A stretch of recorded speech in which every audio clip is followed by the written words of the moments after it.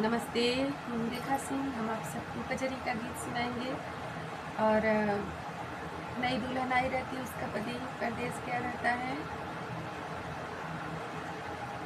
ये गीत के जरिए हम आप सबको बताते हैं।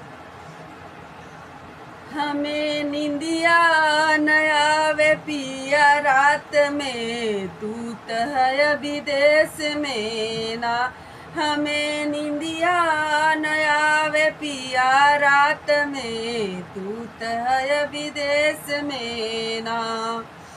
जैसे से जिया पर जाई हमें आवेला रोवाई, हमें आवेला रोवाई, हमें आवेला रोवाई। आग लगे पियारी तू बरसात में, तू तो है विदेश में ना।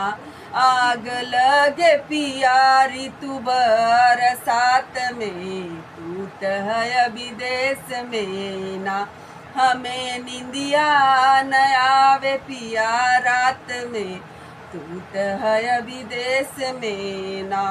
हम त सासू के बोलाई, सासू हमें समझाई। हम त सासू के बोलाई, सास हमें समझाई। चली जाओ बहुआ बिरना के साथ में, तू तो है विदेश में ना।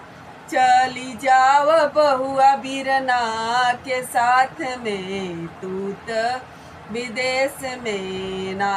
हमें निंदिया न आवे पिया रात में, तू तो है विदेश में ना। हम त जेठनी के बोलाई, जेठनी हमके समझाई। हम त जेठनी के बोलाई, जेठनी हमके समझाई। जेठनी हम समझावई, जेठनी हमके समझावई। चली जाओ छोटी बिरना के साथ में, तू तो है विदेश में ना। चली जाओ छोटी बिरना के साथ में, तू तो है विदेश में ना। हमें निंदिया न आवे पिया रात में, तू तो है विदेश में ना।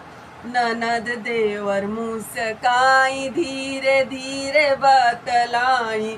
ननद देवर मुस्काई, धीरे धीरे बतलाई। कहीं हमके कहीं रह अपने औकात में, तू तो है विदेश में ना। हमके कहीं रह अपने औकात में, तू तो है विदेश में ना। हमके निंदिया न आवई पिया रात में, तू तो है विदेश में ना।